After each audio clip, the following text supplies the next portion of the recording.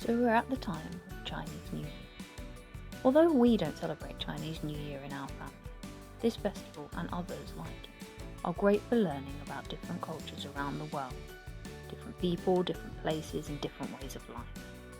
So if you need some ideas to help your little ones get engaged with Chinese New Year learning, which are not difficult to set up, then keep watching.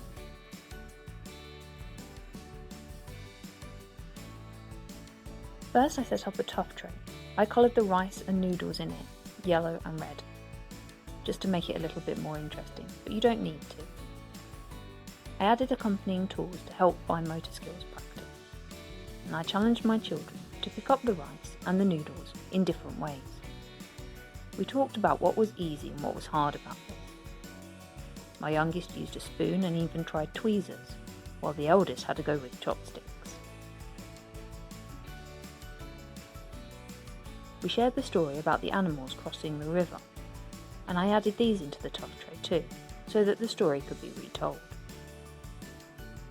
I also questioned the children on their opinion of the rat in the story. Do you think that the rat was clever? Do you think his approach to the race was fair? There was great interest too in discovering all the animals and matching them to the cards that I added to the tray. They very much enjoyed finding out which year each member of our family was born in and reading about the characteristics that correspond to the animal. TV time this week has been dedicated to go-getters. There's an episode about Chinese New Year, and there are others where they visit China. There are also some CBeebies videos online, which follow some children as they celebrate Chinese New Year. These are all great for engaging the kids' interests.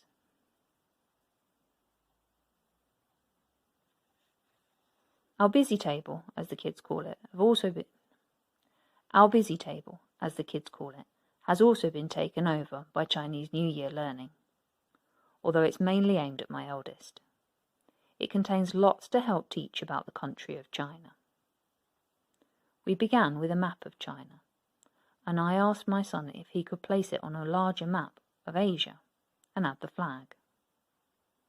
Then I asked if he could place Asia on a larger map still of the world.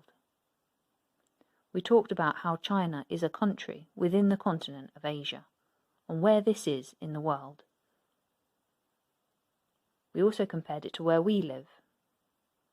If you wish to do more geography-inspired learning with your children, Curious Kids 101 also sells a geography learning pack as a busy book. Find it in our Etsy shop now. Also on the busy table, I've added some small world play about pandas. The children were asked to set up a habitat for the pandas to live in. What sorts of things would they need? They made sure that the pandas had enough food. We used bamboo bits from our garden. And water. They built a stream out of Play-Doh.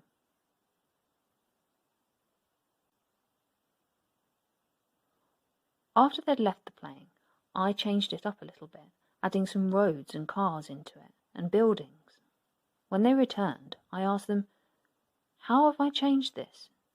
Are the pandas happy now? What problems might they be facing?" We discussed how this is really happening in many places around the world, and how many animals are losing their habitat. We got quite an emotional response from the children on this one, so hopefully they'll be able to have a very ecological mindset going forward.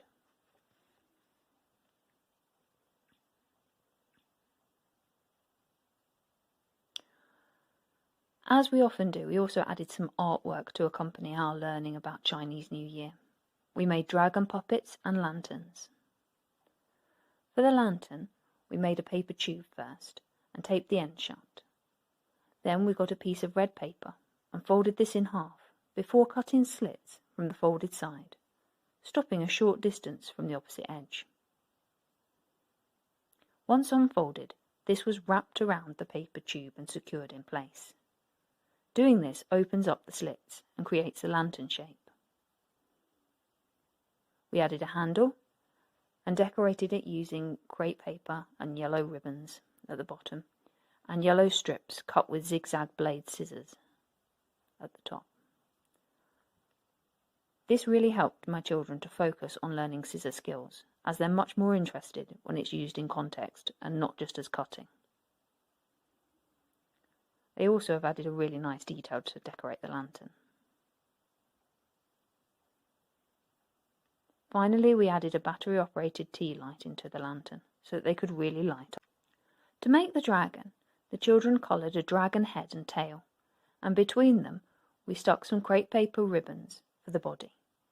Mounting the head and tail on straws made it into a puppet that could move just like the real thing in dragon dancing in Chinese New Year culture. As we made this, we used the opportunity to reinforce what we'd learnt from our watching, discussing everything we knew about Chinese New Year. Finally, we finished off with a Chinese-inspired feast. The children have really enjoyed their learning about Chinese New Year and hopefully will remember it for years to come.